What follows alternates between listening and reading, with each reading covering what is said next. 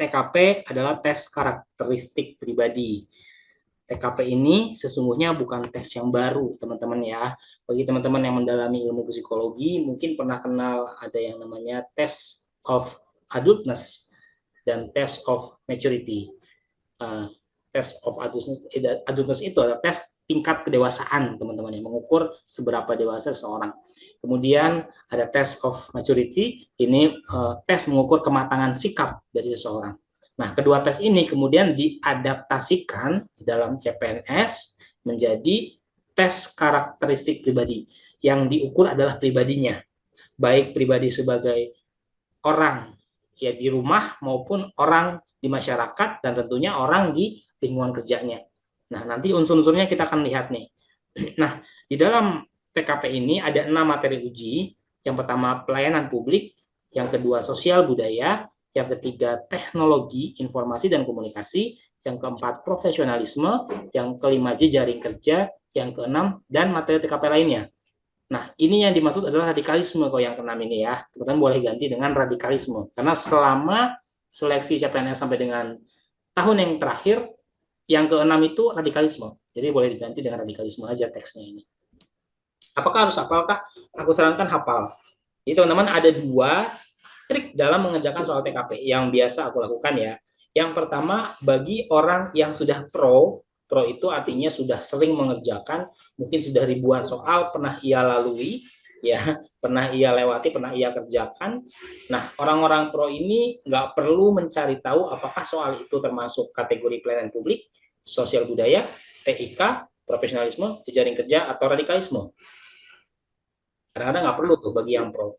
Tapi bagi yang newbie atau yang masih pemanasan atau belum yang pro-pro banget nih, ada pakai trik yang kedua, yaitu menghafal 6 materi uji ini, karena setiap materi uji punya kata kuncinya.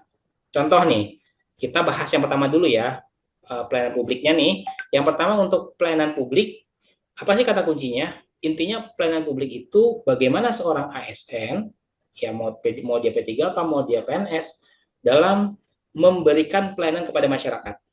Coba teman-teman pikirkan, ada nggak sih PNS yang tidak bekerja sebagai pelayanan publik?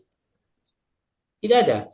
Karena semua lembaga, semua kementerian, semua badan, semua tempat yang di mana di situ ada ASN-nya, maka fungsi utamanya seorang ASN bagi negara dan masyarakat adalah memberikan pelayanan publik.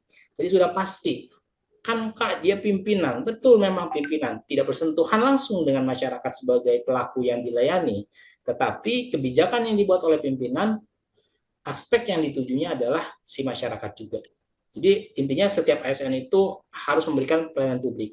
Lalu pertanyaannya bagaimanakah cara memberikan pelayanan publik yang bagus, yang baik? Ya, bagi teman-teman yang di perusahaan mungkin pernah kenal dengan istilah pelayanan prima, gitu ya. Intinya sama aja, mau di lembaga pemerintahan, mau di lembaga swasta, pelayanan itu ya diupayakan semaksimal mungkin dengan memberikan pelayanan sesuai dengan kebutuhan. Ini kata kuncinya, memberikan pelayanan sesuai dengan kebutuhan. Ya, ketika ada pasien misalnya kita sebagai PNS di rumah sakit misalnya, bagian administrasi, ketika kebutuhannya hanya membuat surat izin sakit, ya gitu ya, maka nanti kita arahkan sesuai dengan kebutuhannya, nggak perlu kita tanya yang lain-lain nih yang tidak berhubungan dengan surat izin sakit dan kondisi sakitnya itu. Misalnya kita arahkan ke poli umum dulu, kemudian nanti poli umum mengecek kondisinya, baru kemudian bisa lahir dari sana yang namanya surat izin sakit, ya, surat izin tidak hadir ke kerja dan sebagainya. Nah, itulah pelayanan publik. Jadi kita harus tahu kebutuhan mereka, kemudian baru bisa memberikan pelayanan terbaik. Termasuk pelayanan bagi disability, ini juga banyak sekali soal yang keluar. Kita tahu bahwa disabilitas sudah mulai diperhatikan di lembaga-lembaga pemerintahan dalam pelayanan publik. Ya, antriannya dibedakan, teman-teman ya, antara yang umum dan yang disabilitas. Termasuk kepada lansia biasanya diberikan perhatian yang lebih dalam memberikan pelayanan.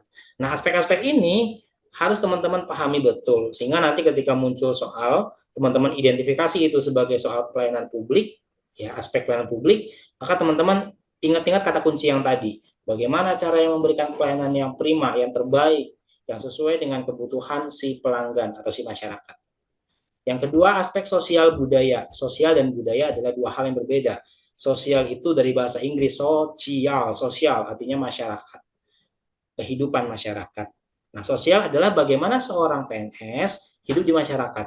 Hidup di masyarakat itu ya dengan keluarga kita, dengan tetangga kita, dengan ketua RT, gitu ya, dengan orang di jalan ketika kita pulang dari kerja. Nah, itu termasuk hubungan sosial. Bagaimana perilakunya, kata kuncinya Kak, adalah bagaimana hubungan kita itu hubungan yang baik sebagai manusia sosial. Apa ukurannya hubungan baik? Teman-teman pasti bisa menalarnya sendiri. Nah, ini aku pemanasan sebelum nanti masuk ke soal. Kemudian untuk soal budaya, apa sih budaya itu? Nah, biasanya berkaitan dengan bagaimana seorang PNS memahami suatu budaya, memahami bahwa setiap budaya di Indonesia itu memiliki keberagaman. Kita adalah bangsa yang multikulturalis, ya, memiliki banyak budaya dan mewajibkan kita memiliki sikap multikultural, menghargai setiap kultur, gitu ya, yang pada akhirnya menimbulkan toleransi. Yang berikutnya TIK, Teknologi Informasi dan Komunikasi, tidak bisa dilepas, teman-teman. Saat ini semua pelayanan publik beralih dari yang manual by manual, ya, orang harus pakai alat tulis untuk menuliskan sesuatu, pendaftaran harus manual, daftar antri, semua sekarang sudah by sistem. Kalau orang mau daftar ke puskesmas, ke rumah sakit, dia bisa pakai aplikasi JKN. Di Jakarta orang mau bikin KTP, kartu keluarga, dia hanya perlu download aplikasi namanya Alpukat, dia upload di sana segala berkas yang dibutuhkan, kemudian dokumennya bisa kita ambil di kantor Dukcapil atau kecamatan terdekat. Ini memudahkan. Pada soal TIK ini, teman-teman dituntut untuk menerima setiap ada perubahan yang dari sebelumnya menggunakan manual sudah berubah menjadi terkomputerisasi by system. Bahkan sekarang sudah by AI, artificial intelligence. Nah, ini apakah kita mau menerima, mengambil resiko bahwa kita harus berubah dan pada akhirnya memudahkan cara kerja kita sebagai seorang ASN yang melayani publik, atau kita menolak semua itu? Nah, ini akan diuji di TKP TIK. Kemudian ada profesionalisme, kata dasarnya profesi. Profesionalisme itu adalah bagaimana seseorang menjalankan profesinya, menjalankan pekerjaannya sesuai dengan aturan.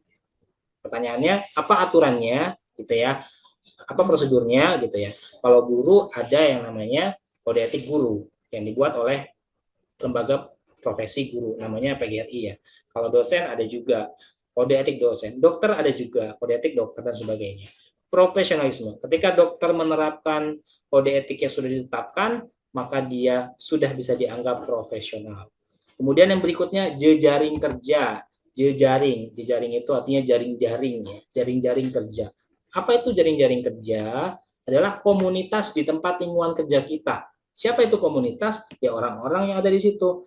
Antara atasan dengan bawahan, antara karyawan atau rekan kerja yang setara levelnya, atau antara karyawan dengan bawahannya, antara OB dengan satpam, itu masuk di jaring kerja, atau antara lembaga A yang bekerja sama dengan lembaga B. Berarti lembaga B adalah jejaring kerja dari lembaga A. Itu ya, jaring kerja artinya orang yang terlibat dalam suatu lingkungan kerja. Gitu. Dan materi TKP lainnya yang dimaksud adalah radikalisme di sini, teman-teman, ya. Nanti tolong diganti. Radikalisme. Radikal adalah menggunakan cara-cara kekerasan untuk mencapai tujuannya. Menggunakan cara-cara kekerasan untuk mencapai tujuannya. Ketika kita tidak suka terhadap sesuatu, dia akan melakukan perubahan. Dia akan melakukan cara-cara yang di luar undang-undang, di luar prosedur, di luar aturan hukum, atau inkonstitusional, gitu ya. Misalnya dia nggak suka sama presiden, dia akan teror itu presiden dan keluarganya. Dia akan menghantui presiden, atau dia akan melakukan pembunuhan terhadap presiden. Padahal ketika seorang nggak suka karena presiden, karena kebijakannya misalnya, dia bisa datang ke DPR, menyampaikan keluhannya. DPR bisa melakukan pengujian di sana nanti. Dikirimkan berkasnya ke Mahkamah Konstitusi, ya apakah nanti hasilnya rekomendasinya dinyatakan bersalah atau tidak bersalah si presiden, gitu ya. Nanti di sidang MPR kan apakah hasil diberhentikan atau tidak berhentikan. Ada proses konstitusional, proses yang sesuai dengan aturan hukum yang berlaku. Tapi orang-orang radikal tidak menginginkan itu. Mereka tidak suka cara-cara sesuai hukum. Mereka akan melakukan cara-cara kekerasan untuk mencapai tujuannya. Nah, itu kisi-kisi yang keenam. Oke, sampai sini aman ya. Jadi apakah harus dihafalkah? Aku saran teman-teman hafal. Kita akan praktekkan nanti bagaimana menjawab soal berdasarkan identifikasi dulu. Kita identifikasi ini kisi-kisi yang mana, maka jawabannya apa. Gitu ya. Kisi-kisi yang mana, kemudian kata kuncinya apa, dan bisa menjawab, baru bisa menjawab gitu. Kita lihat soalnya.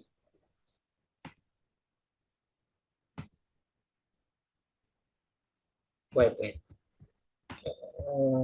Proses. Sebentar.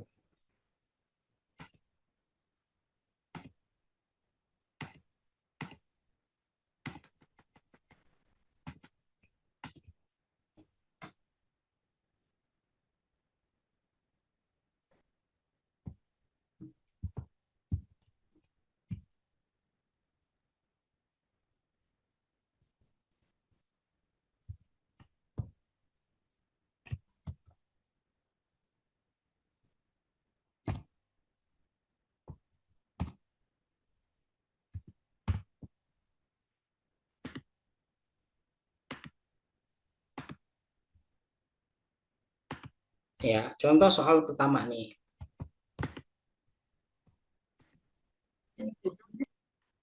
Bentar.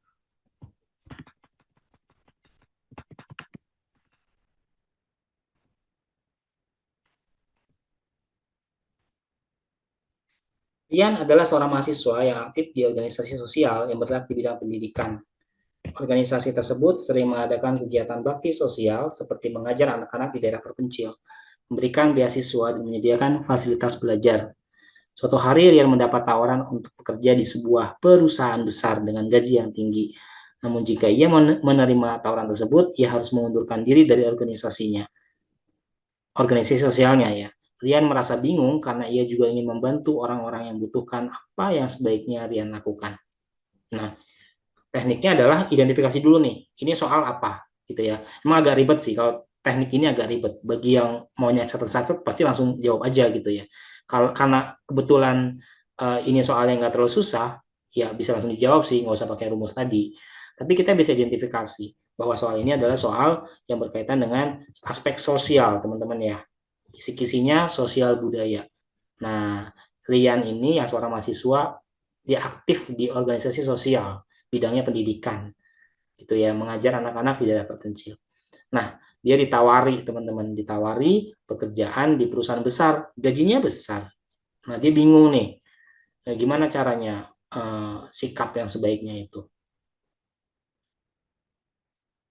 Kalau A menerima tawaran pekerjaan dan menyumbangkan sebagian gajinya untuk organisasi sosialnya. Kalau A ini otomatis dia meninggalkan pengajaran bagi anak-anak di daerah terpencil. Berarti dia fokus di uh, organi di perusahaan besar ya, meskipun gajinya disumbangkan sebagian ke organisasi sosialnya. Yang B menolak tawaran pekerjaan dan tetap aktif di organisasi sosialnya. C menerima tawaran pekerjaan dan mencari organisasi sosial yang lain yang lebih fleksibel. D menolak tawaran pekerjaan dan mencari pekerjaan lain yang sesuai dengan minat dan bakatnya.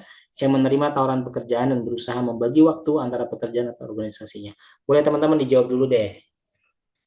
Ya. Nah, oke, ini aku jawab aja ya. Ini masih latihan nomor satu ini.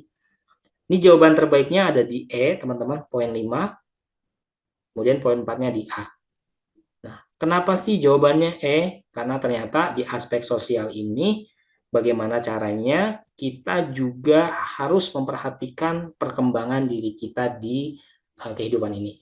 Misalnya dengan kita bekerja di perusahaan besar, otomatis akan terjadi perkembangan diri kita, perkembangan karir kita. Itu hal yang penting. Tapi apakah sosial juga penting? Tentu saja sosial itu penting, teman-teman ya. Makanya jawabannya adalah yang E. Terima tawaran kerjanya dan berusaha membagi waktu antara pekerjaan dan organisasi sosialnya. Jadi dia dapat dua-duanya nih, menerima tawaran pekerjaan dan berusaha membagi waktu. Itu ya.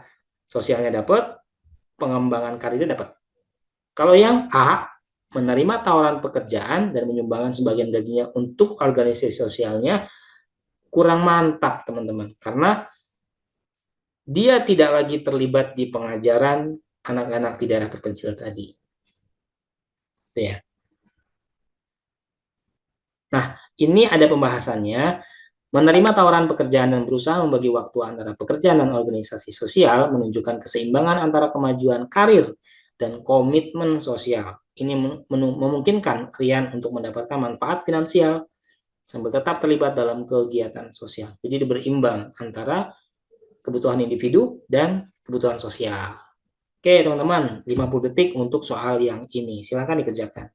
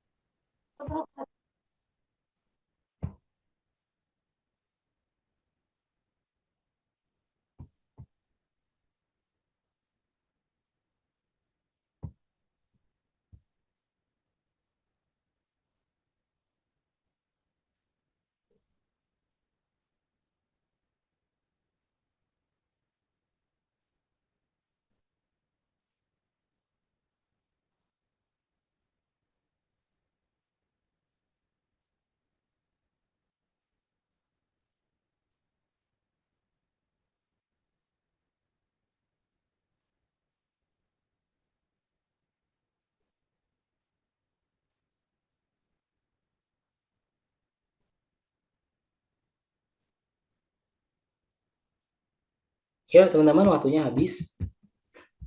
Lewat dikit ya. Oke, Kak Eva, Kak Via sudah jawab. Untuk jawabnya tidak harus direct message, teman-teman ya. Jawab for everyone saja. Ya, to everyone saja ya, teman-teman. Biar yang lain juga boleh lihat, nggak apa-apa kok. Ada yang C, ada yang D. Kita lihat kuncinya. Ya, C dan D poinnya besar. Terbesarnya di D. Perubahan zaman membuat perkembangan aplikasi yang tersedia selalu mendapatkan update secara berkala. Namun hal tersebut berdampak pada kapasitas handphone yang terkadang tidak dapat mengimbangi update aplikasi tersebut. Sebagai perusahaan yang berkaitan erat dengan aplikasi dalam pelaksanaan pekerjaan, sikap Anda sebagai staf IT adalah, nah solusinya adalah meminta anggota tim dapat membuat aplikasi yang lebih kecil agar mudah diakses karyawan.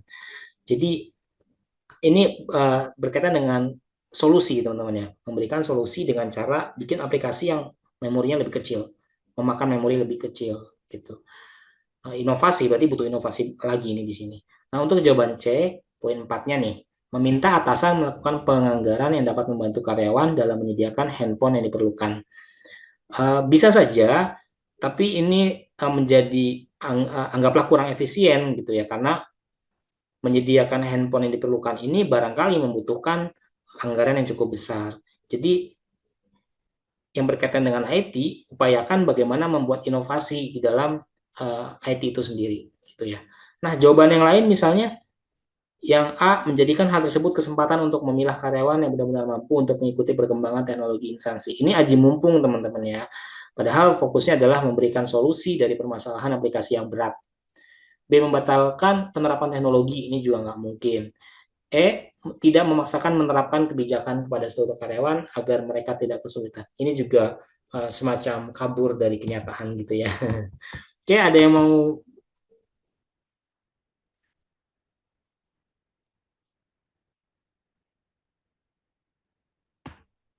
Bang, untuk soal sebelumnya disebutkan jika menerima tawaran kerja harus melalui sosial, tapi kenapa jawabannya malu? Jika menerima tawaran pekerjaan artinya sip, aku baca punya Kak Via. Kak Via boleh langsung aja di everyone ya. Kalau direct kan aku doang yang bisa baca nih. Kalau everyone kan semua nggak apa-apa, kita diskusi terbuka aja. Aku baca, Bang, untuk soal sebelumnya disebutkan jika menerima tawaran kerja harus mengundurkan diri dari organisasi sosial. Tapi kenapa jawabannya mengatur jadwal organisasi? Oke, sip, terima kasih. Yang pertama, gini teman-teman, TKP itu dibuat dengan cara yang sedetail-detailnya. Yang akan teman-teman kerjakan pada saat ujian CPNS nanti adalah soal yang sangat mendetail, sehingga kemungkinan jawabannya akan lebih ketara gitu ya, tidak samar-samar. Nah, mungkin di satu bimbel atau di buku bimbel tertentu gitu ya, atau di buku cetakan CPNS tertentu ada soal yang mirip. Barangkali kalau kita sudutkan, kalau kita sandingkan satu dengan yang lainnya, akan terlihat nanti ada satu dua kata yang membedakan antara soal satu dengan soal lainnya. Dan itu pengaruhnya sangat besar, teman-teman ya. Nah, dalam kasus tadi, soalnya membahas mengenai kisi-kisi sosial budaya. Seorang ASN harus dapat berkehidupan sosial, harus dapat memperhatikan kehidupan sosial, harus dapat memiliki rasa sosial yang tinggi. Nah, itu ukurannya. Makanya tadi rumusnya aku bikin gimana caranya kita identifikasi dulu nih bahwa ini adalah soal apa kisi-kisinya. Ketika kita paham itu soal sosial, maka gimana caranya tidak meninggalkan unsur sosial. Yang tadi diceritakan di kasus adalah ini soal uh, pengajaran di daerah terpencil. Daerah terpencil kan jarang sekali ada orang yang mau mengajar di sana, ya bahkan bisa dikatakan honornya mungkin kecil, ya daerahnya sulit diakses dan sebagainya, tantangannya besar sehingga jarang orang yang mau ke sana. Ketika kita ke sana, effort kita luar biasa besar, sehingga ya aku rasa kita sangat dibutuhkan di sana. Nah, maka dari itu ketika kita mendapatkan tawaran kerja dan tidak mengganggu pekerjaan kita, apa salahnya kita bagi waktu untuk kegiatan sosial? Karena fungsi dari ASN salah satunya adalah berkehidupan sosial yang baik. Tapi ketika mengganggu pekerjaan kita, nah ini nanti kita lihat kisi-kisinya bukan lagi sosial, tapi profesionalisme. Makanya kita lihat narasinya mengarah ke mana? Sosialkah atau profesionalisme kah? Kalau soalnya mengarah ke profesionalisme, ambil jawaban yang profesional, yaitu ya tinggalkan semua urusan. Bahkan keluarga pun bisa kita tinggal kalau bicara profesionalisme, teman-teman. Gitu ya. Karena soal tadi berkaitan dengan sosial, nah dan kita tidak jelaskan bahwa mengganggunya sosial tadi terhadap kegiatan sosial tadi terhadap pekerjaan kita, tidak ada narasi seperti itu, maka boleh kita jawab sebagai uh, bisa membagi waktu di antara pekerjaan kita di perusahaan besar maupun kegiatan kita di lingkup sosial, gitu ya, kegiatan sosial gitu ya. Nah, kalau yang ini aku rasa jawabannya aman ya untuk soal yang ini. Ya, meminta anggota tim membuat. Oke, lanjut teman-teman, 1 menit 50 detik ya.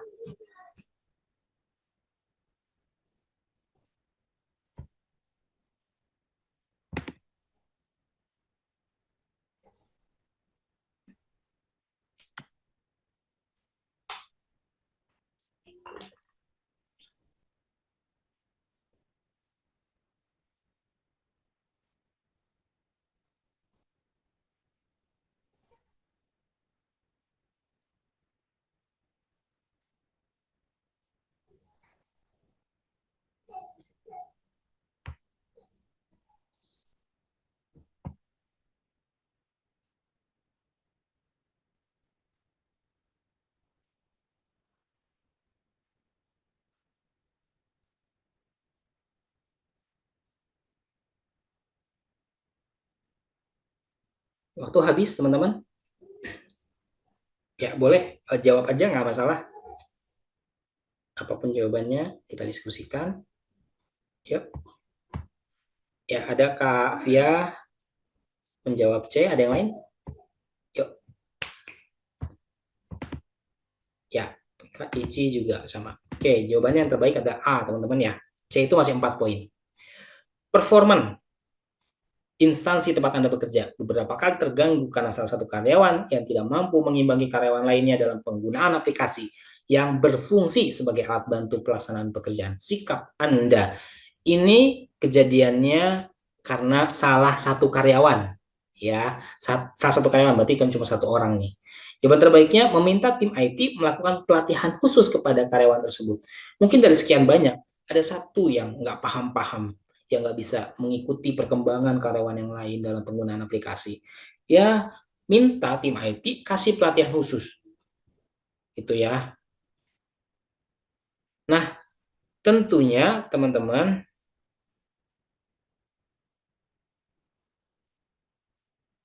Dalam penggunaan aplikasi baru, tentunya pasti diawali dengan sosialisasi.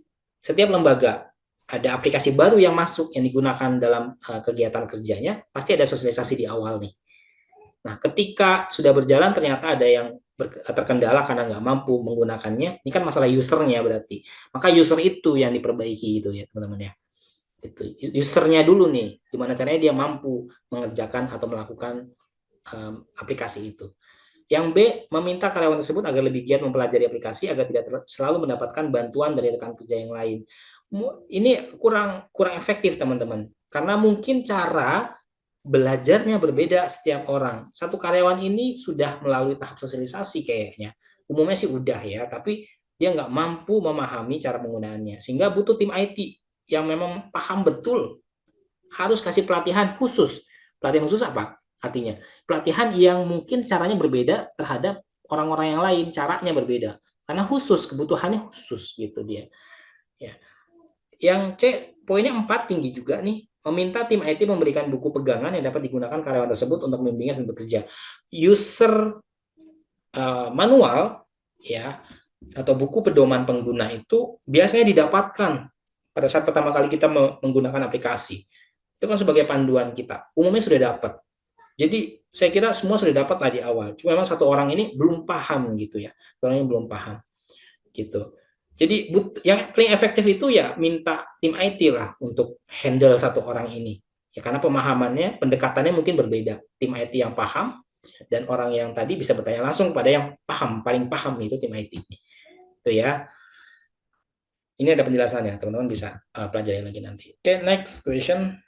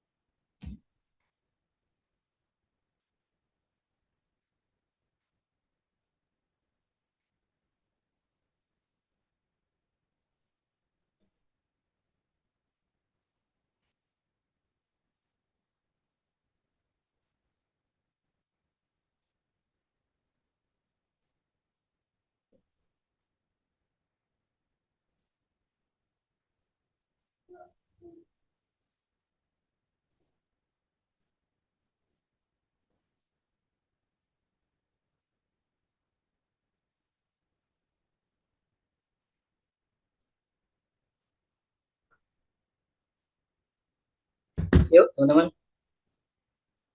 Habis? Teman-teman. Oke, terima kasih sudah menjawab B semua ya kayaknya. Oke.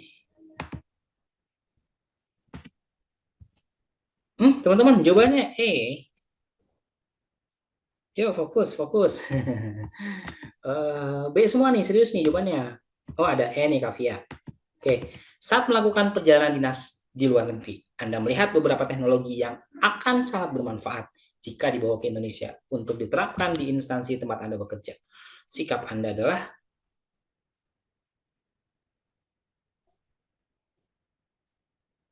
menyampaikan hal tersebut kepada instansi saya untuk jadikan pelajaran untuk dapat mengejar ketertinggalan. Saat melakukan misalnya. Nah, ini kan bisa langsung berkoordinasi teman-teman ya. Kesannya memang harus harus ngobrol dulu gitu dengan instansi ya. Tapi ini soal tentang teknologi informasi dan komunikasi ya. Kemudian bagaimana kita dituntut untuk cepat nih, karena kita tahu kalimatnya. Nih, aku garis bawah. Akan sangat bermanfaat. Kayaknya mendesak banget nih kebermanfaatannya akan sangat bisa dirasakan. Berarti butuh kecepatan gitu ya dalam upaya pelaksanaan aplikasi tersebut, teknologi tersebut di tempat kerja kita. Maka yang paling tinggi ternyata poinnya ada di E. Koordinasi dengan produsen untuk dapat mengikuti mengaplikasikan teknologi yang mereka gunakan di instansi saya. Nah, empatnya adalah mengikut sertakan instansi saya pada proyek teknologi berikutnya. Kalimat berikutnya ini menjadi permasalahan karena berarti menunggu next period gitu ya. Padahal bisa saat itu juga kalau yang E. Kalau yang B ini terkesannya agak lambat gitu teman-teman ya. Uh, karena untuk dijadikan pelajaran gitu ya, untuk dapat mengerjakan, jadi kurang aplikatif, kurang pragmatis bahasanya, kurang terapan gitu ya. Terapannya apa? Ketika melihat peluang teknologi yang sangat bermanfaat, gimana caranya teknologi itu bisa dimanfaatkan, diaplikasikan dengan cara koordinasi dengan produsen teknologi itu. Ya, lebih uh, gercep kali ya, gitu ya.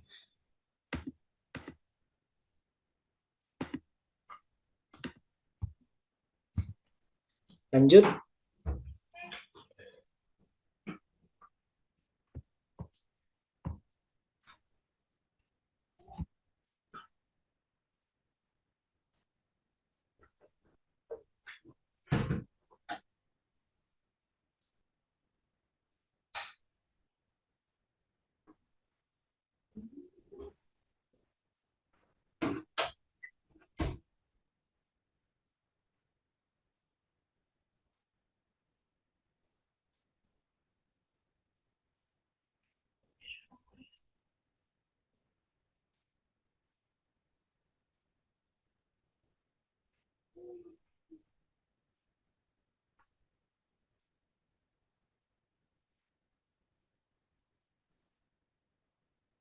Waktu habis.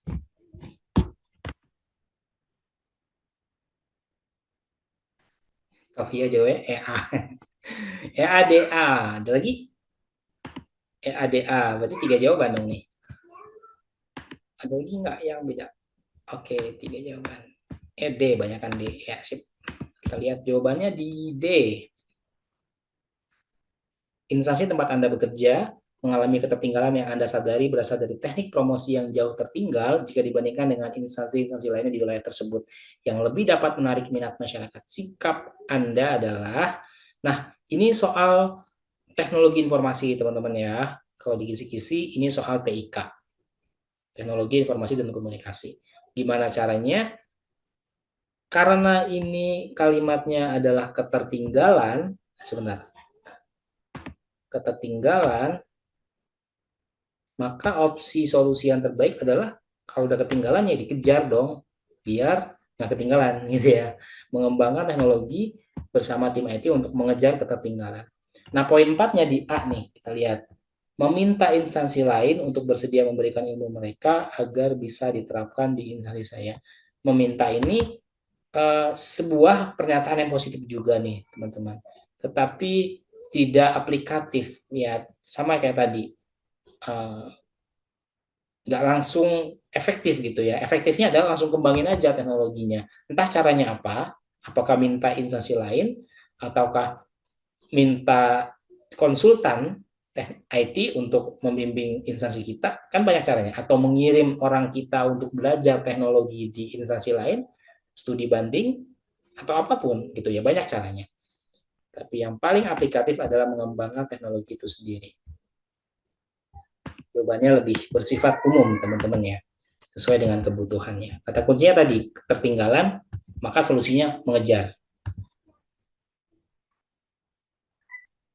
Lanjut.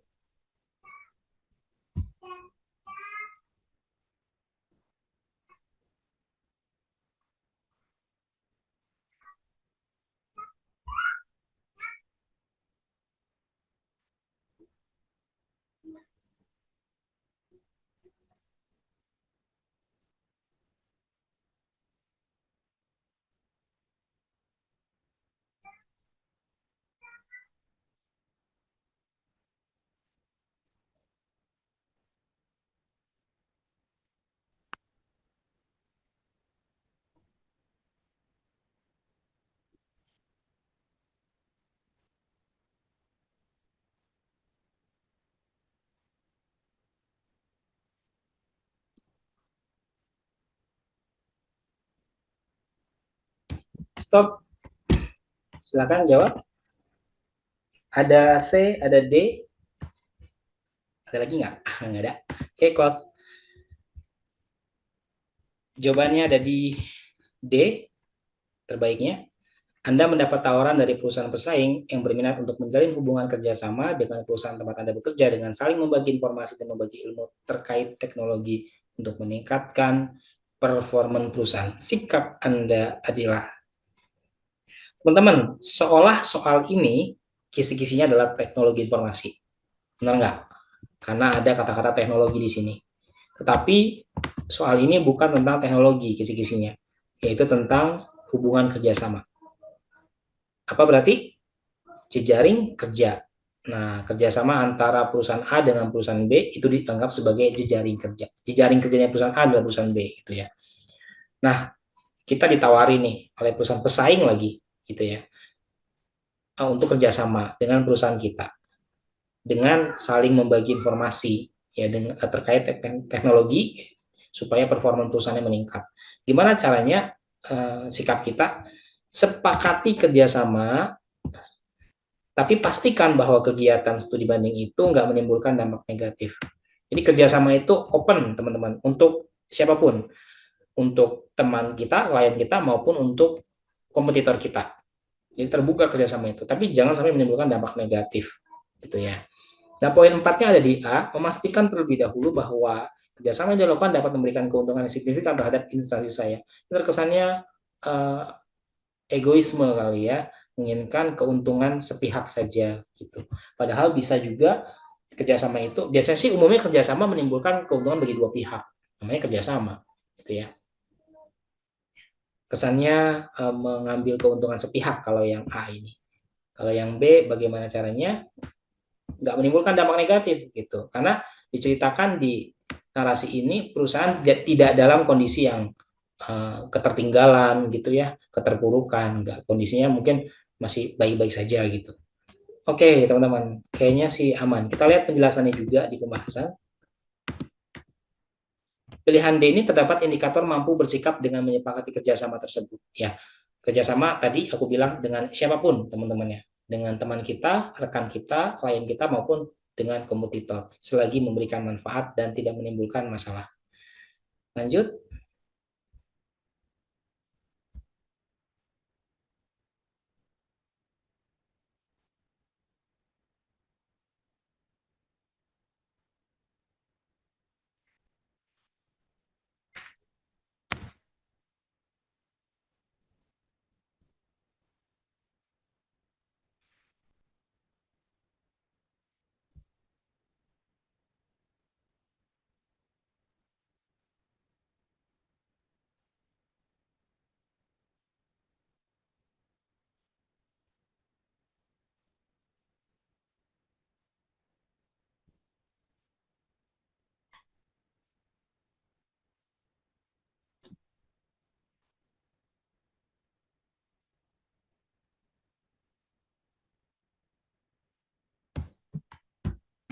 Yuk, habis.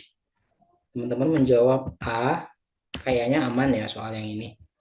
Salah satu desa di daerah remote menjadi target pengembangan teknologi berdasarkan sosialisasi yang direncanakan oleh perusahaan tempat Anda bekerja. Anda dan beberapa rekan kerja lain ditugaskan untuk menjadi fasilitator di desa tersebut dengan ujangan bahwa masyarakat di sana cukup skeptis. Skeptis itu diam gitu ya, diam, kayaknya nggak tertarik gitu ya, biasa aja gitu, kurang antusias, namanya skeptis teman-teman, dalam menerima informasi baru dari orang luar daerah. Sikap Anda adalah ya ganti strateginya, atur strategi yang menarik gitu teman-teman, jangan monoton ya, strategi yang membuat orang antusias agar minat masyarakat muncul pada sosialisasi tersebut gitu ya.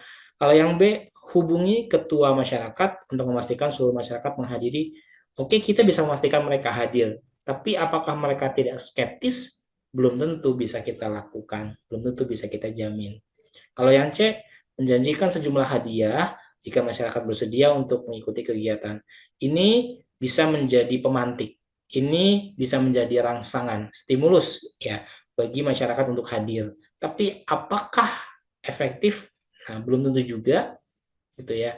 Karena barangkali ketertarikannya baru sekedar terhadap hadiahnya, bukan pada teknologi yang mau diterapkan di sana. Gitu ya. Lanjut.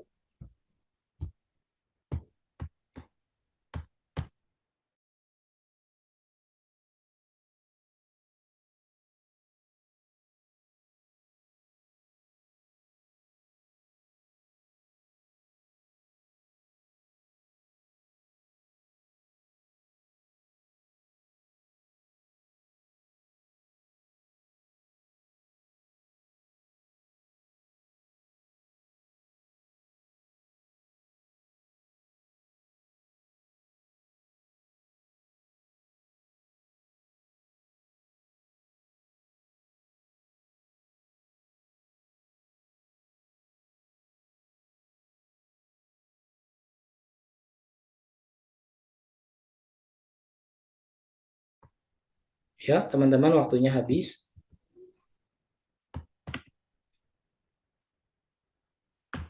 Jawabannya E. A.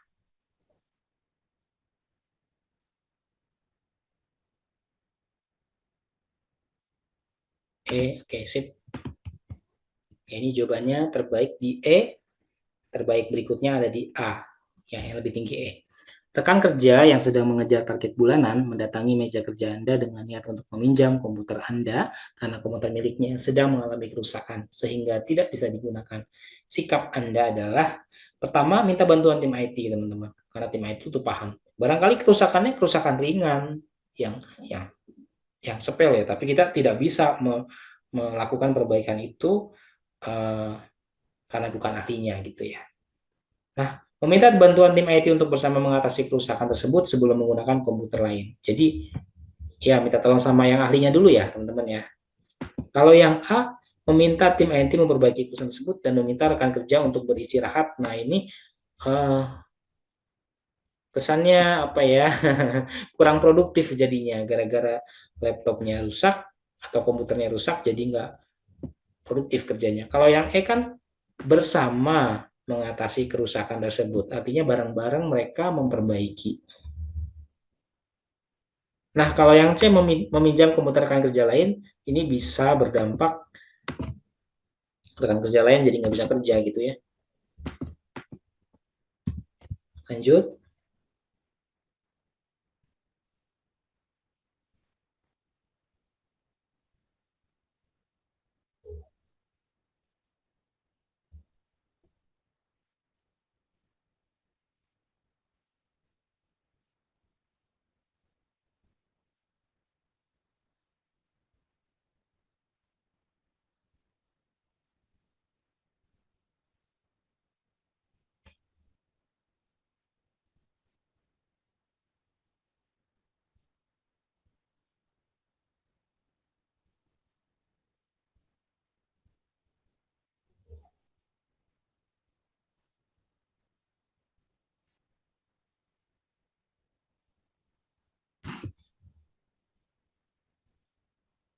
waktunya habis. Baik, jawaban teman-teman B semua. Ya, tepat ya. Masalahnya adalah kesulitan ekonomi, kesehatan, dan pendidikan. Karena akses fasilitasnya juga kurang. Nah, solusinya adalah ya pelatihan. Pelatihan tentang kewirausahaan. Kemudian untuk pendidikan bisa mendapatkan pelatihan juga gitu ya. Kewirausahaan, kesehatan, dan pendidikan nih. Ya, pelatihan dan bimbingan gitu ya. Dilatih dan dibimbing. Berarti kan kalau bimbingan itu kan uh, dari start sampai dengan dia mempunyai hasil gitu ya.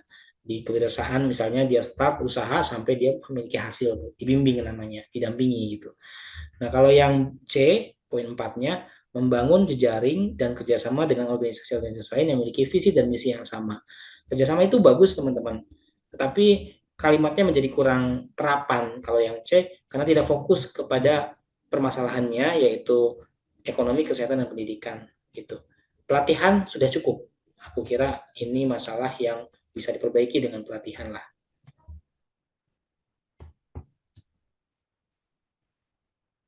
Karena dengan cara ini Anda dapat membantu warga desa untuk meningkatkan kualitas hidup mereka dengan cara yang kreatif, produktif, dan edukatif. Anda juga dapat mengadakan pelatihan dan bimbingan tentang kewirausahaan dan pendidikan bagi warga desa seperti mengajarkan cara membuat usaha kecil, menjaga kesehatan dan kebersihan, atau meningkatkan literasi dan numerasi. Anda juga dapat meningkatkan keterampilan, kompetensi, dan kemandirian warga desa, serta memperluas peluang dan akses mereka terhadap sumber daya alam. Yuk,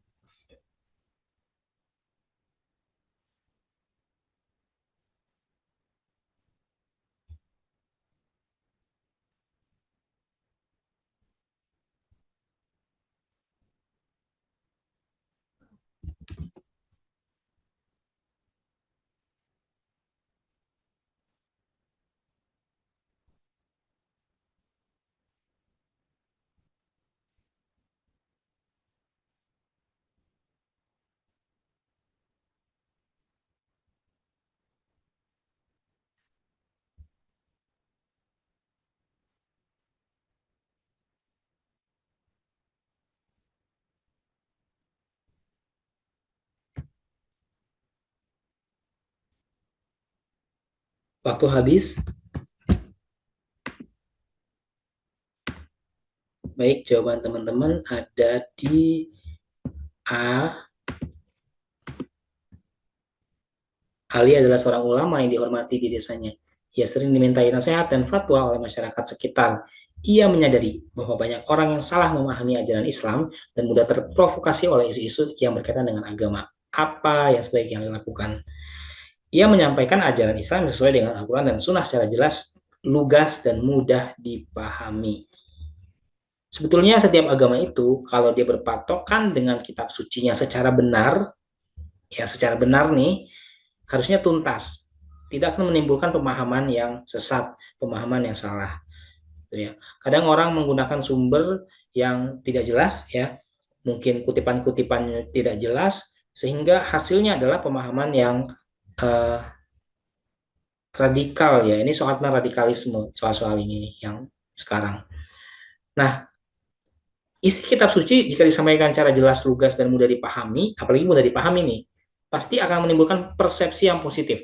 Ya, akan jauh-jauh lah dari yang namanya pemahaman garis keras atau radikal. Poin 4-nya di B, menyelenggarakan kajian yang rutin yang membahas topik yang relevan dengan kehidupan sehari-hari. Ini solusi juga, teman-teman ya. Kajian yang relevan ya dengan kehidupan sehari-hari.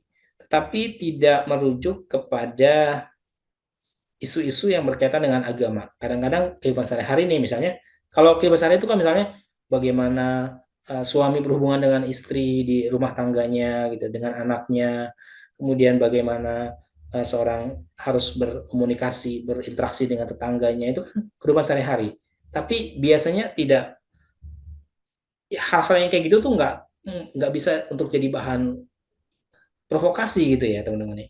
Yang bahan provokasi kan ketika mengecap satu kelompok yang di luar agama kita dianggap uh, apa namanya sesat gitu ya, harus dimusnahkan, bisa dibom, bisa dibunuh. Nah, pemahaman seperti ini ya bertentangan tentunya dengan isi kitab suci. Jadi jawabannya A sih.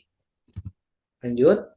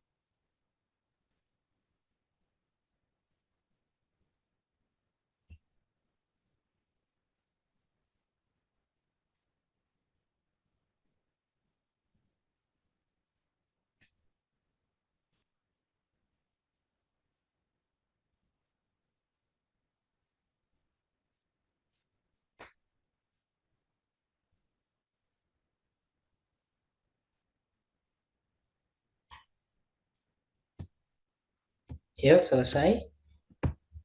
Aman ya, kalau ini kayaknya aman deh. Panjang banget soalnya ya. Eh Sebetulnya ini bisa kita cek opsinya tuh hanya berbeda di beberapa titik saja. Misalnya ini menjadi kata kunci dari jawaban A. Menyampaikan pemahaman yang benar tentang agama dengan cara yang santun dan bijaksana. Ini bagus pastinya. Caranya santun. Kalau santun itu kan biasanya mudah diterima ya. Kalau Indonesia kan suka yang ramah-ramah gitu ya. Suka yang santun gitu. Dan bijaksana. Artinya dia nggak mudah mengecap orang lain gitu ya. Bijaksana lah ya. Keras dan dogmatis juga kurang bagus ya. Kemudian fleksibel ini bagus juga, tapi pragmatis juga bagus teman-teman. Fleksibel itu bagus dan pragmatis. Tapi tidak semua hal di agama itu fleksibel. Ada yang sifatnya rigid, kaku ya. Kayak misalnya di agama ada, di Islam ada kewajiban sholat 5 waktu. Itu sifatnya kaku tuh. Ya, tapi cara memberikan pemahamannya ya bisa fleksibel sih. Yang penting kontennya tetap sesuai dengan isi isi yang sesuai dengan kitab sucinya gitu ya, atau sunnahnya. Oke, jawabannya sih kayaknya jelas ini. Aku belum kasih ya jawabannya apa ya. Teman-teman tentu saja ya. Lanjut.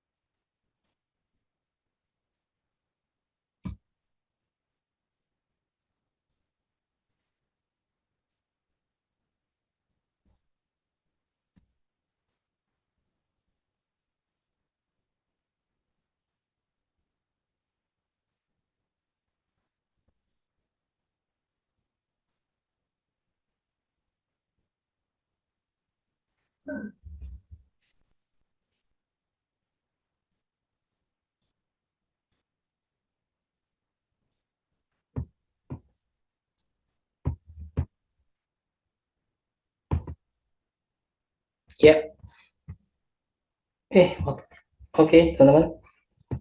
Ada ada A.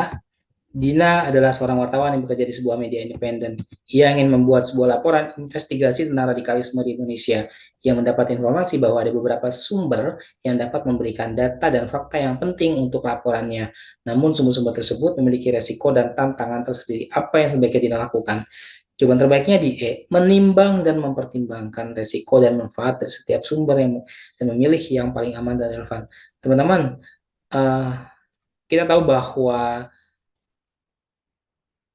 radikalisme itu masalah yang pelik, masalah yang susah, masalah yang sulit. Tidak semua orang bisa masuk dan keluar begitu saja, ya. Maksudnya apa? Butuh keahlian khusus dalam mengatasi masalah ini. Bahkan Polri sendiri punya Densus 88 yang fokusnya menangani masalah radikalisme di Indonesia gitu ya. Bahkan kita punya badan intelijen juga yang juga fokus masalah radikalisme. Artinya ini bukan masalah sepele. Tidak semua orang bisa masuk ke wilayah itu. Butuh orang dengan keahlian tertentu gitu ya. Bisa dia masuk dan dapatkan data dan fakta yang penting berkaitan dengan radikalisme di wilayah itu. Tapi apakah itu tidak beresiko? Apakah tidak dipertimbangkan resiko terhadap dirinya? Gitu ya. Maka perlu juga mempertimbangkan itu. Nah, kalau yang B menggunakan jasa perantara dan atau mediator untuk menghubungi sumber-sumber tersebut dan mendapatkan informasi dari mereka. Bisa kita melakukan ini ya teman-teman menggunakan jasa perantara atau mediator. Tetapi yang E lebih terapan karena kita di sini ada solusi yang ditawarkan yaitu kalau yang E adalah memilih yang paling aman, sumber paling aman dan relevan. Nah, relevan ini kalimat yang mahal. Aman dan relevan, gitu ya. Relevan itu ya yang paling berkaitan, yang paling berdekatan dengan yang data yang sedang dicari gitu. Nah, kalau yang B kurang terapan gitu ya. Menghubungi sumber-sumber tersebut secara langsung dan meminta wawancara dengan mereka. Ini bahaya teman-teman ya. Kalau mereka sudah terdeteksi, merasa terdeteksi pergerakannya, maka mereka bakal mengaburkan identitas mereka atau melarikan diri dari uh, lingkungan yang terdeteksi. Tidak bisa semua orang masuk ke wilayah itu.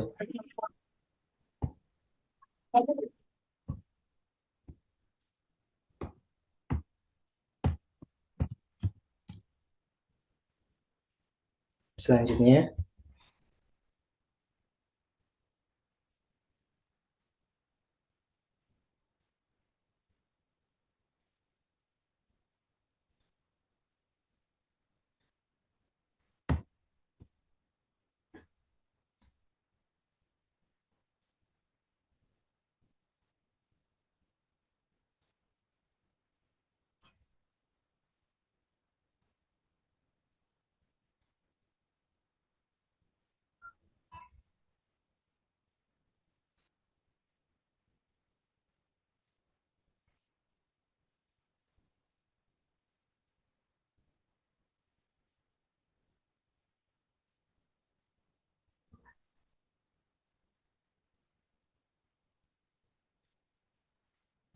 waktunya habis.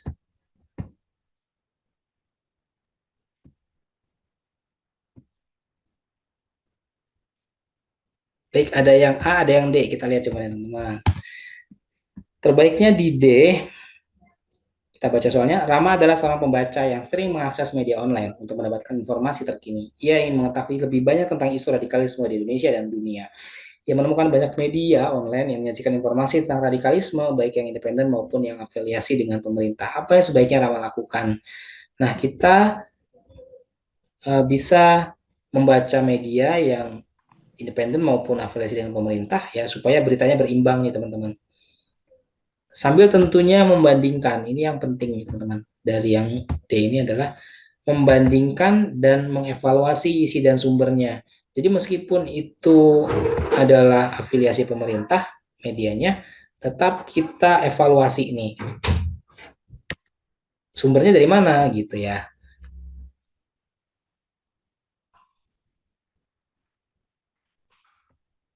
Nah, kalau yang B, membaca media online yang independen, yang menyajikan informasi yang tentang radikalisme dari sudut pandang yang kritis dan berimbang gitu ya.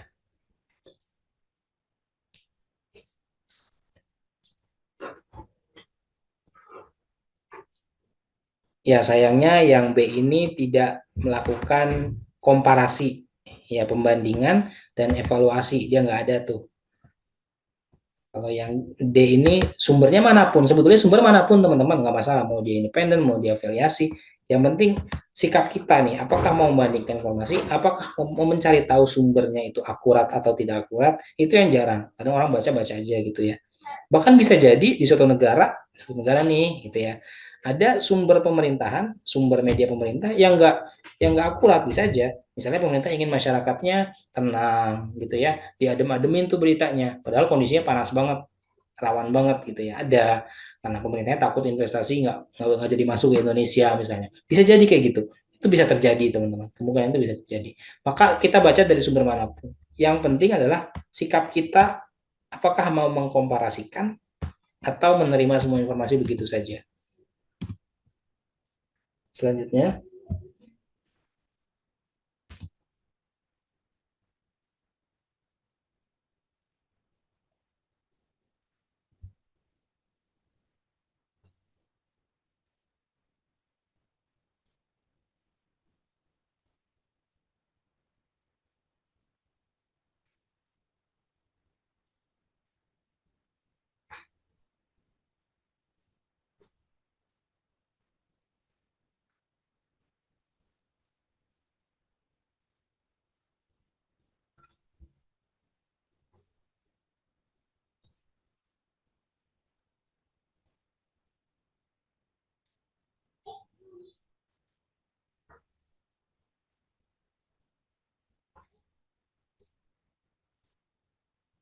habis waktunya teman-teman. D dan A. Oh, ada B juga nih. Sip. Oke ya. Oh, jawabannya C, teman-teman. Ini adalah PNS yang bekerja di Kementerian Komunikasi dan Informatika. Ia bertugas mengawasi dan mengatur media online yang menyajikan informasi tentang radikalisme. Ia mendapat laporan bahwa ada beberapa media online yang independen yang menyajikan informasi yang tidak sesuai dengan kebijakan dan panduan pemerintah. Apa yang sebaiknya Rini lakukan? Ya, ajak dia, undang dia untuk dialog teman-temannya. Jawabannya tepat ya, dong. Maka undang dulu untuk berdialog, sampaikan kenapa ya media, tanyakan secara baik-baik kenapa sajian ditanya demikian, padahal panduan dari pemerintah adalah demikian misalnya. Nah, agar nanti setelah terjadi pertemuan atau dialog bisa diluruskan sehingga untuk berikutnya tidak muncul pemberitaan yang serupa. Bisa saja pemerintah melakukan blokir media online, tetapi setelah diblokir, orang akan bikin media baru. Ya, hari ini diblokir, orang bikin website baru besoknya. Artinya sikapnya tidak berubah, gitu ya.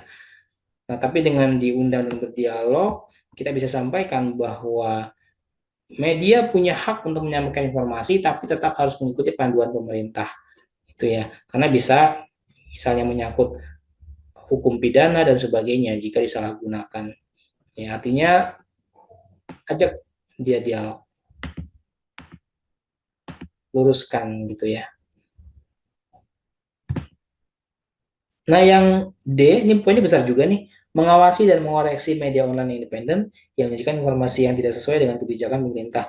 Ya memang tugasnya kan PNS mengawasi. Tapi ini masalahnya sudah cukup penting nih. Informasinya nggak apa ya, yang nggak sesuai dengan kebijakan gitu. Artinya berbahaya kalau sampai salah pahami oleh masyarakat. Jadi boleh dipanggil tuh, ajak diskusi itu medianya.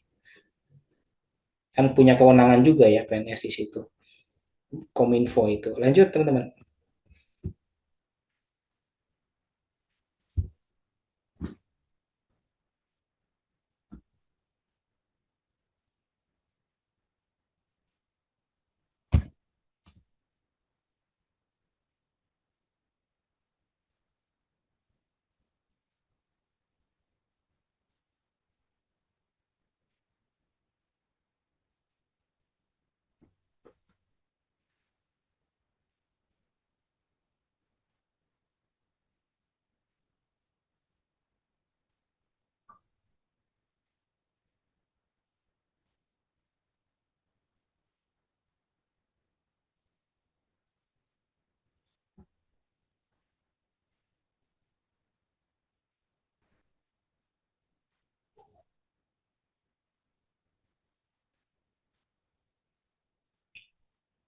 Selesai. Ya. Oh, bervariasi nih jawaban ini. Ada D, ada B. Ya, kita lihat. Teman-teman jawabannya nih agak random juga ya. Kita lihat. Ya, Riko ini kita tandai ya kata kuncinya. Dia tinggal di desa terpencil. Latar belakang pendidikannya rendah, sulit dapat kerja. Dia merasa frustasi, nggak punya harapan. Terus ditawarin bergabung sebuah kelompok yang menjanjikan kekayaan dan kekuasaan, tapi caranya radikal. Sikap yang paling bijaknya gimana? Nah, karena ini radikal, ya sudah pasti ditolak dong. Nah, semuanya menolak nih, A, B, C, D, E semuanya menolak. Nah, kalau satu menolak dan mencari informasi tentang peluang usaha yang sesuai dengan kemampuan dan minatnya. Yang kedua, mengikuti program pelatihan yang diselenggarakan pemerintah dan lembaga sosial. Bagus nih, ikut program pelatihan. Ada nggak yang lebih bagus ya? Yang C, menolak dan bergabung organisasi kemasyarakatan yang bergerak di bidang pemberdayaan ekonomi dan sosial. Ini bagus juga, ya, dalam bidang ekonomi, dalam upaya dia memperbaiki taraf ekonominya, dalam bidang sosial, dalam upaya dia juga mungkin nanti berkaitan dengan pendidikannya, berkaitan dengan hubungan sosialnya, sehingga dia nggak perlu frustasi dan nggak punya harapan gitu ya. Tapi ada yang lebih bagus yaitu di D. Nah, menolak dan bikin rencana usaha kreatif dan inovatif. Wah, ini kata-kata yang mahal nih, kreatif, inovatif dengan memanfaatkan, apalagi yang dimanfaatin adalah potensi sumber daya lokal gitu ya. Tapi ada satu kata di jawaban kenapa jawabannya itu paling tinggi. Nah, yaitu kata kolaborasi. Nah, kolaborasi adalah bersama-sama teman-teman ya. Jadi melibatkan orang lain yaitu teman-teman sebaya. Artinya kalau sendirian saja mungkin kurang overpower gitu ya. Tapi ketika sudah melibatkan orang lain, gagasannya lebih banyak, pikirannya lebih banyak, maka potensinya bisa lebih bagus lagi. Ya, kolaborasi nih, berarti pelibatan orang lain gitu ya.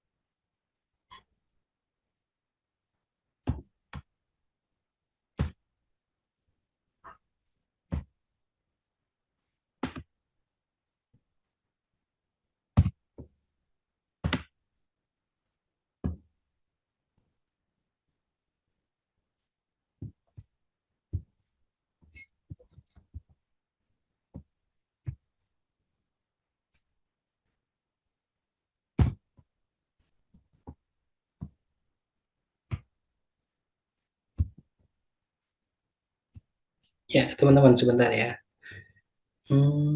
Tampilannya,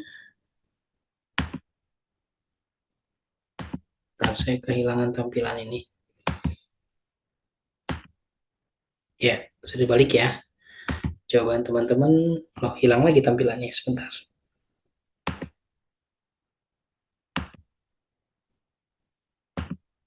Jawaban teman-teman ada A, B, D, A, B, D.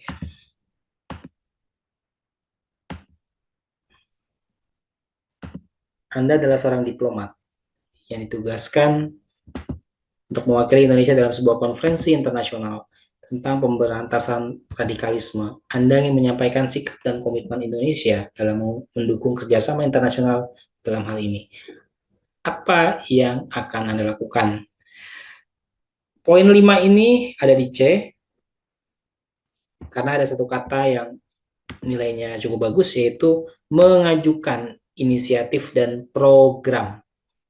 Jadi bukan cuma menyampaikan masalahnya mungkin ya, tapi ada program. Program itu kan wujud konkret tindakan atau solusi yang bisa diambil ketika suatu masalah tuh ada gitu ya. Programnya lengkap nih dari start kapan gitu, bagaimana caranya, tujuannya gimana gitu. Nah, kalau yang B, poinnya masih 4. Karena dia hanya menyampaikan laporan.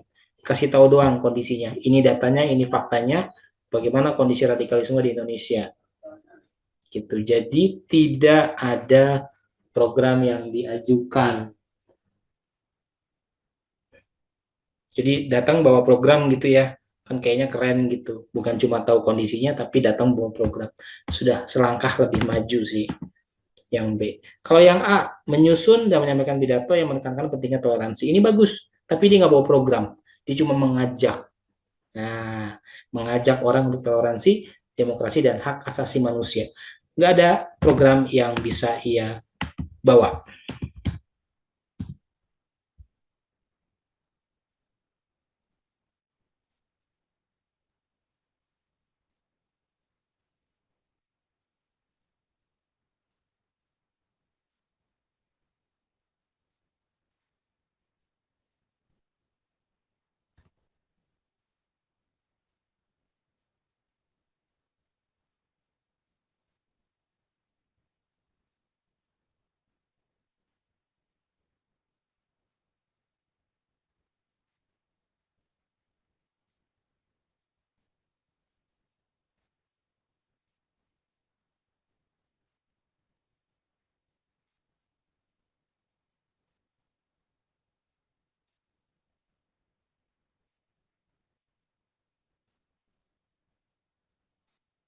Habis, ya, teman-teman jawabannya E, aman ya. Aku lanjut saja soal berikutnya.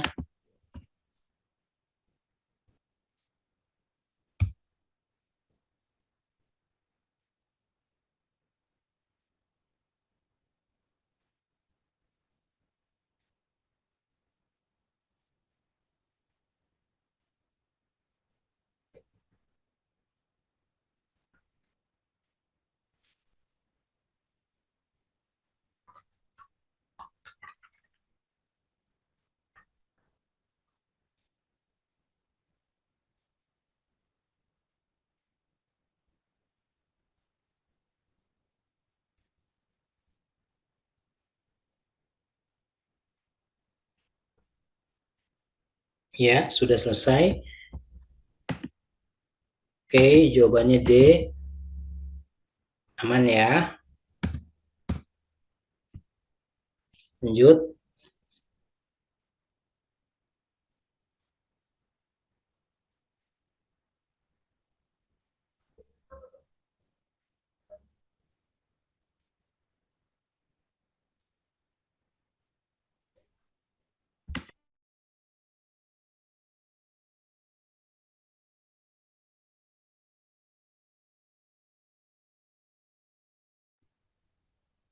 Baik, jawaban teman-teman C. Kita lihat jawabannya benar banget. Lanjut ya.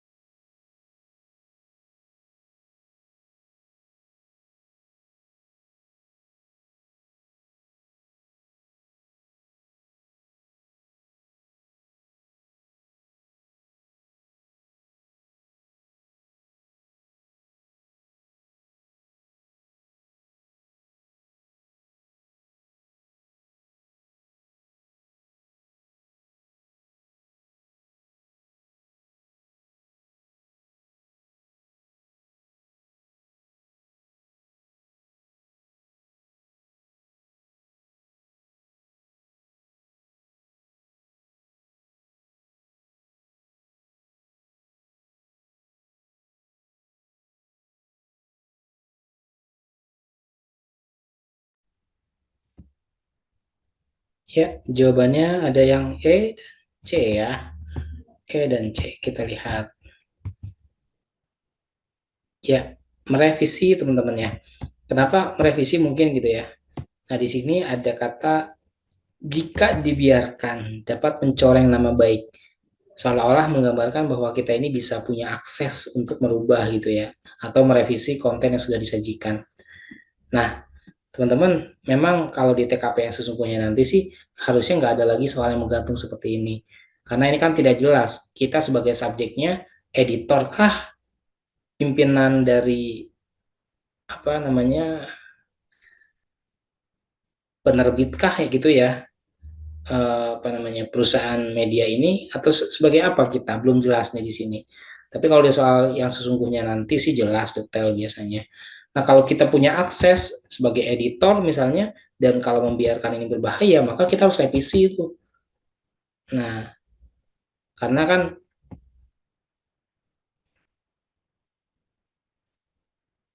Anda menyadari bahwa Anda ada informasi yang salah. Kayaknya belum belum belum belum ini ya. Bisa jadi belum terbit nih informasinya.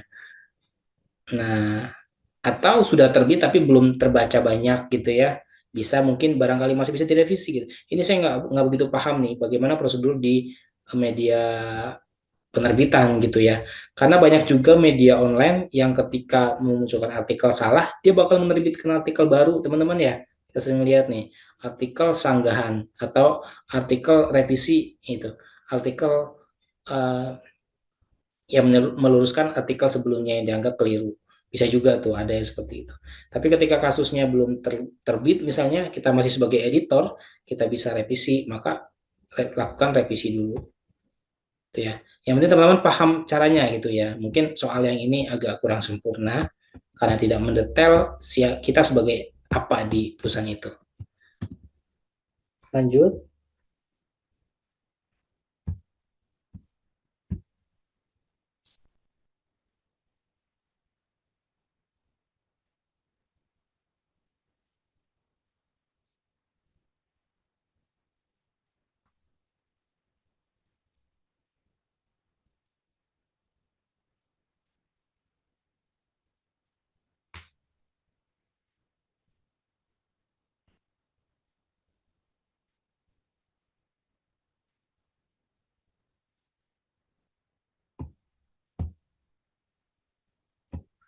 Baik, sudah ada jawaban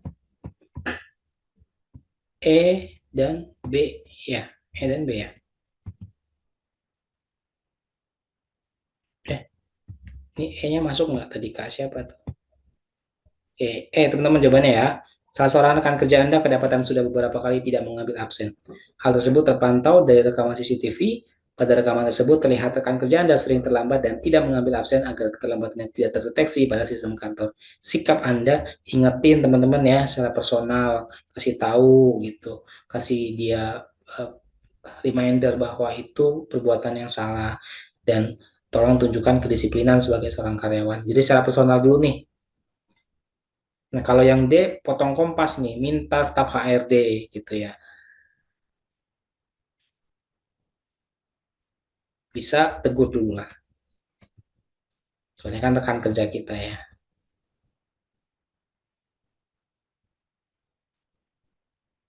Lanjut.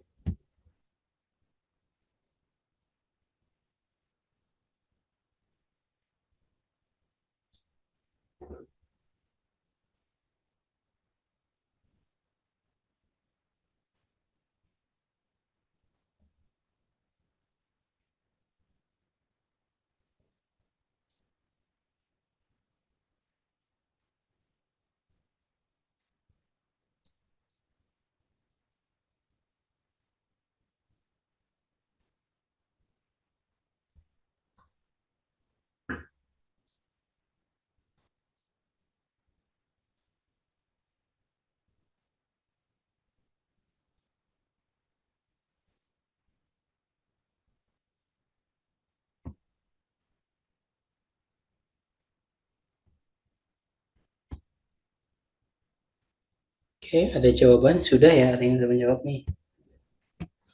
Kita lihat kuncinya. Terbaiknya di D, teman-teman. Nah, ini mungkin ada yang bingung ya, kenapa jawabannya D? Kita lihat kunci jawabannya dulu pembahasannya.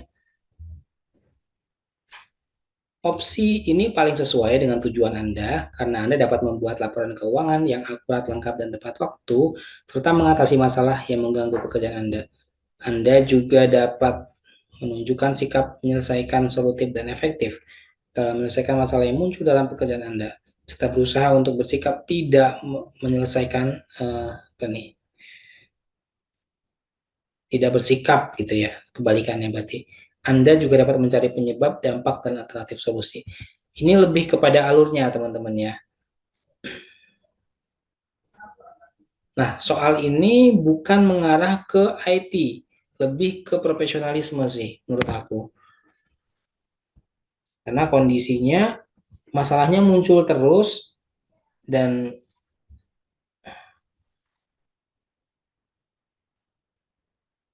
sebentar, aku lagi nyari kata kuncinya. Teman-teman bantu cari kata kuncinya ya.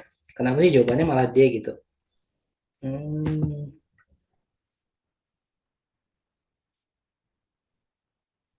kita mau bikin laporan keuangan yang akurat lengkap. Namun masalahnya data nggak konsisten, kesalahan perhitungan, keterlambatan pengiriman. Berarti masalahnya dari berbagai sudut pandang nih, dari berbagai bidang ya banyak nih. Eh, Verifikasi dan validasi terhadap data yang Anda gunakan untuk membuat laporan keuangan, serta memastikan bahwa data tersebut sesuai dengan standar akuntansi yang berlaku. Ini bagus nih, ya.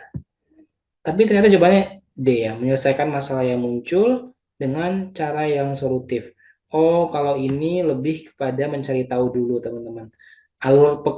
Alur bekerjanya itu, karena soal ini adalah soal profesional ya, alur bekerjanya dulu adalah, ya cari kenapa, penyebabnya itu apa nih penyebabnya nih.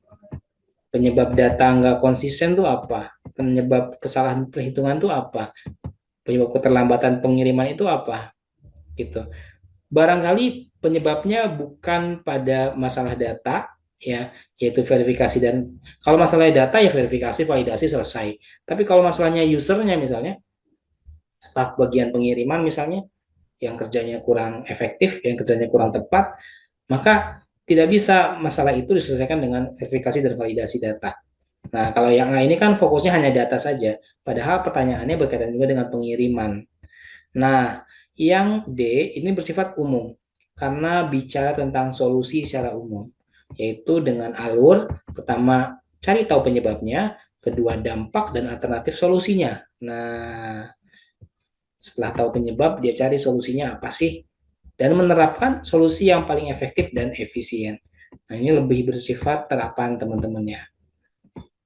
Di alur kerjanya dia runtut gitu.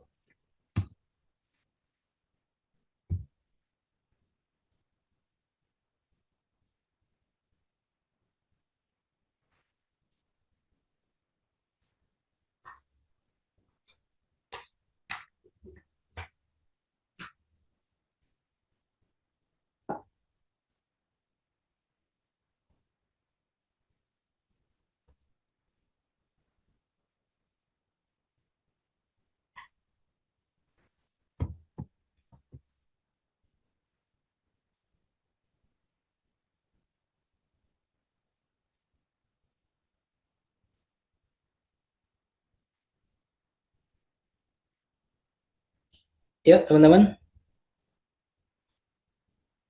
Ya, sudah ada jawaban nih. B ya, kita lihat apakah, oh ternyata A, teman-teman ya. Jawaban terbaiknya ada di A. Ada Kak Cici juga jawab A nih. Meja kerja yang Anda gunakan untuk melayani pengunjung, ketumpahan air dari botol minum yang dibawa pengunjung. Oh, jadi botol minumnya dibawa oleh pengunjung. Berarti kita sedang apa? Sedang melayani. Ya, kita sedang melayani pengunjung nih, konsumen. Nah, akhirnya meja kerja kita basah, berkas kita basah. Sikap kita ya, kalau kondisinya sudah basah, ajak customer ke meja kosong untuk melanjutkan pelayanan. Ya, dari kalimat ini nih, ketumpahan botol minum yang dibawa pengunjung menggambarkan kalau kita sedang di meja pelayanan. ada konsumen botol minumnya di meja tersebut tumpah gitu ya, jatuh tumpah. Nah, maka jawabannya adalah ajak ke meja yang lain. Kalau B, ini kurang efektif, barangkali kondisinya membutuhkan pelayanan cepat, kemudian ada antrian, kita tidak tahu di situ. Nah, jadi kurang efektif ya. Kalau yang keempat, nah dan bisa juga kita menggunakan pelayanan eh, OB di situ ya. Mempercepat memberikan pelayanan untuk segera bisa membersihkan. Nah, mempercepat memberikan pelayanan ini beresiko pelayanan menjadi tidak prima. Soal ini membahas mengenai pelayanan publik. Ya, ini ada pembahasannya tuh. A, tetap melakukan pelayanan publik dengan solusi yang cepat. Kalau B itu tadi kalau membersihkan itu ya, membersihkan, ambil pela terus dibersihin. Pelayanan yang diberikan dengan cepat berpotensi memberikan kesalahan. Oh, yang E tadi ya. Kalau yang B ini, B itu yang ambil peralatan pembersih. B itu tindakan yang tidak efektif dan membuang waktu gitu ya. Nomor berikutnya,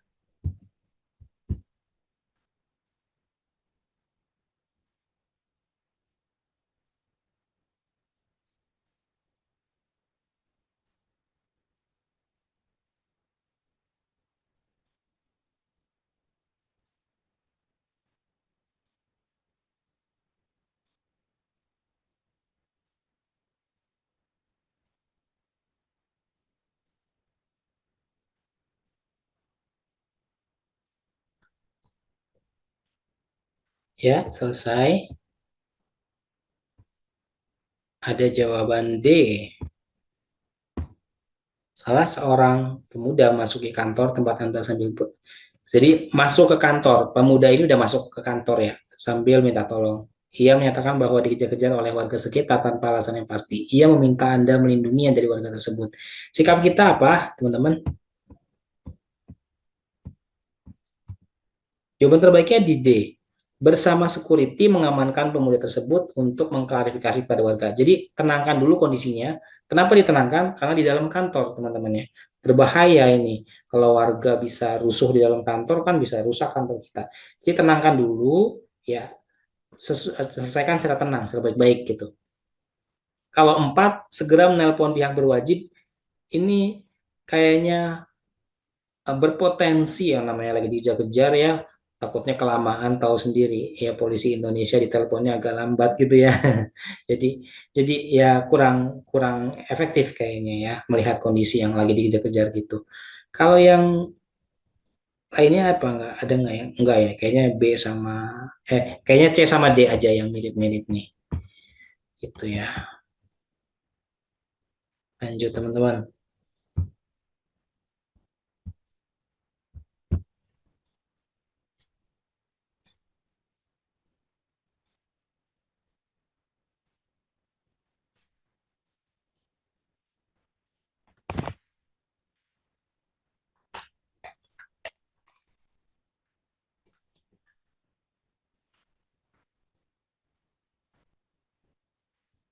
Yuk sudah.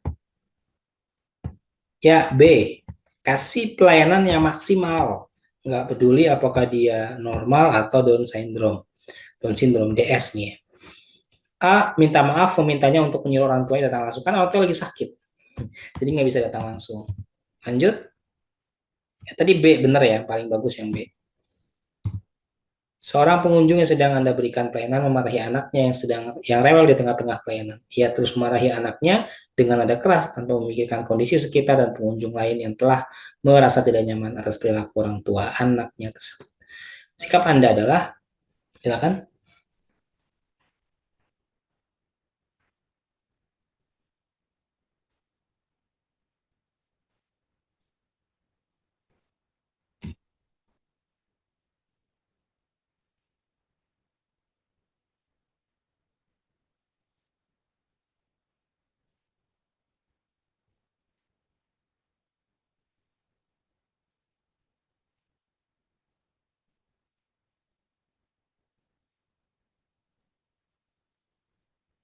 Ya, jawabannya